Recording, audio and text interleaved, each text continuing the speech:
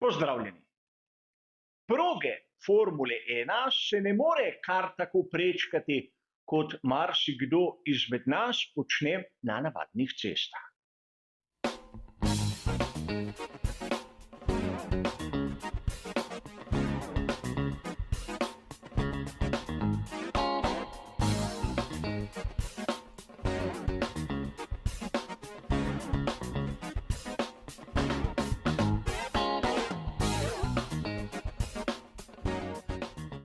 Vsakdo izmed nas ima različne navade.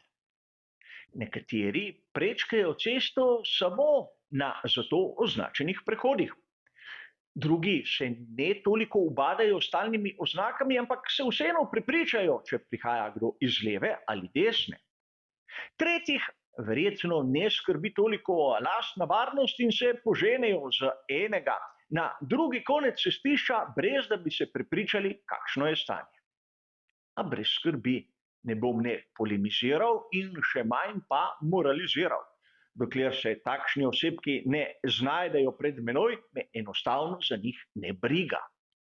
Po drugi strani, na veliki nagradi Katarja, smo videli, da je Lewis Hamilton v bistvu naredil podoben prekršek, kar pa je v svetu Formule 1 bistveno huje.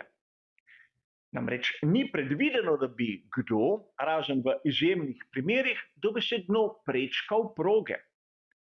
In verjetno vsi vi ste opazili, da v večini primerov kakšnih prehodov za pešce ni.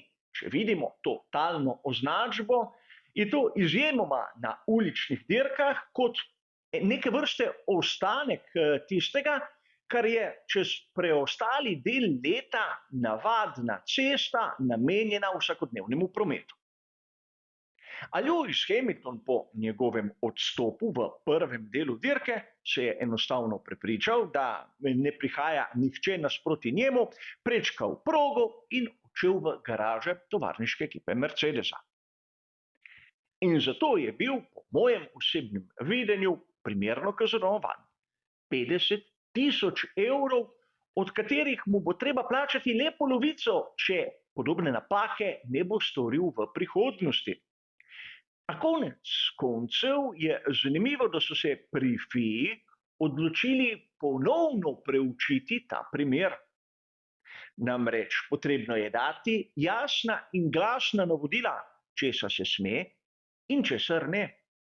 Namreč na veliki nagradi Japonske se je zgodilo nekaj podobnega, a verjamem, da mnogi izmed vas ste to celo spregledali. Zgodilo se je na prvem delu kvalifikacij. Takrat je na izletni coni svojega Williamsa poškodoval Logan Sargent. In ko je prišel izven bolida, je podobno kot Lewis Hamilton prečkal progo in odšel do garaž svoje ekipe. A Logan Sargent ni bil pod nobeno preiskavo in ni dobil nobene kazni. Enostavno zato, ker svojo nesrečo je povzročil rdečo zastavo in prekinitev aktivnosti.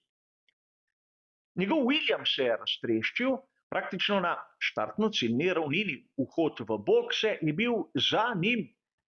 In rdeča zastava je pokazana na celotni progi v istem času, zato vsi vozniki, ko so videli ta signal, so enostavno zavili v bokse. In to pomeni, da nihče ni imel niti teoretične možnosti trčiti v Logana Sargenta, ko je ta prečkal cesto. V enem samem primeru, da bi vsi spoštovali pravila.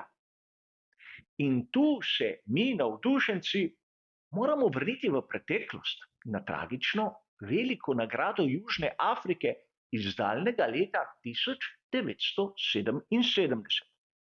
Dirka, ki verjetno predvsem mlajšim navdušencem ne pove absolutno nič.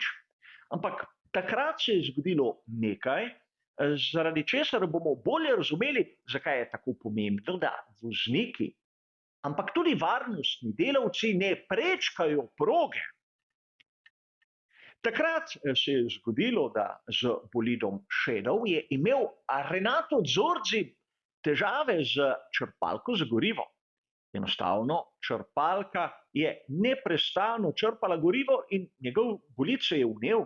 ustavil se je ob robu proge in skušal priti ven, ampak če se spomnite, takrat so vozniki imeli na čeladu pritrjeno cev s kisikom in tam se je nekaj malega zataknilo. In Renato Zorzi je bil v težavah. Malce ga je že prijela panika, njegov bolid je začel goreti. Na drugi strani proge sta dva varnostna delavca videla, da se potrebuje njuno pomoč. Brezglavo sta stekla čez progo. Eden izmed njiju je seveda s seboj nosil tudi gasilni aparat, a takrat izza ovinka se je prikazal Tom Price. In če koga zanima, si lahko ogleda posnetke, ki so dosegljivi na internetu. Zgodil se je trk. Seveda varnostnik, ki je nosil gasilni aparat, je bil na mestu mrtev, ampak 18-kilogramska jeklenka je zadela Toma Pricea v glavo, ta je bil na mestu mrtev. In kar je malce poetično v tej zgodbi, Tom Price se je odpeljal po štartno-ciljni ravnini do prvega ovinka, lahko bi malce dejali dobesedno v večnost. Prečkanje proge, če ni na primer rdeče zastave, če varnostni avtomobil ne zbere celotnega štartnega razporeda za seboj in nekako povzroči tisto pavzo, je strogo prepovedano, ker je zadeva nevarna. Prav je, da v tem primeru FIA končno začne dati neka jasna navodila, kajti verjamem, da Lewis Hamilton se je pozabil. Na lastno varnost je nekako poskrbel tako, da je pogledal, če slučajno kdo prihaja. Ampak po drugi strani, prepričan sem, da Logan Sargent je pri svojem prečkanju proge mislil natanko isto kot Lewis Hamilton, sploh se ni zavedal, da so praktično aktivnosti na progi zamrznjene z rdečo zastavo in se je prav tako pognal čez. Sedaj zaradi 25 ali 50 tisoč evrih kazni Lewis Hamilton ne bo ne bistveno bogatejši, bistveno revnejši. A po drugi strani bi voznik, kot je on, moral biti za vzgled. In tako kot sem dejal na začetku, vsakdo izmed nas ima svoje navade.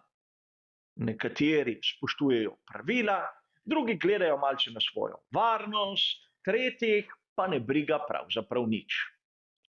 A vozniki svetovnega prvenstva Formule 1 ne samo, da morajo paziti na svojo varnost, ampak bi morali biti tudi malce za vzgled.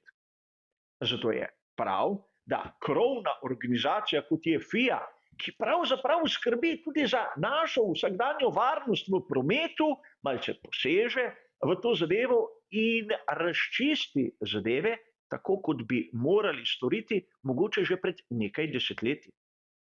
Seveda, nič se ni zgodilo, ampak primer iz davnega leta 1977 nam pove, da ukolikor bi se kaj zgodilo, bi bile posledice trka verjetno usodne. A o tem ne bomo govorili danes. Toliko o ponovni preiskavi v zvezi z Lewisom Hamiltonom. Hvala za vašo pozornost in nasvidenje.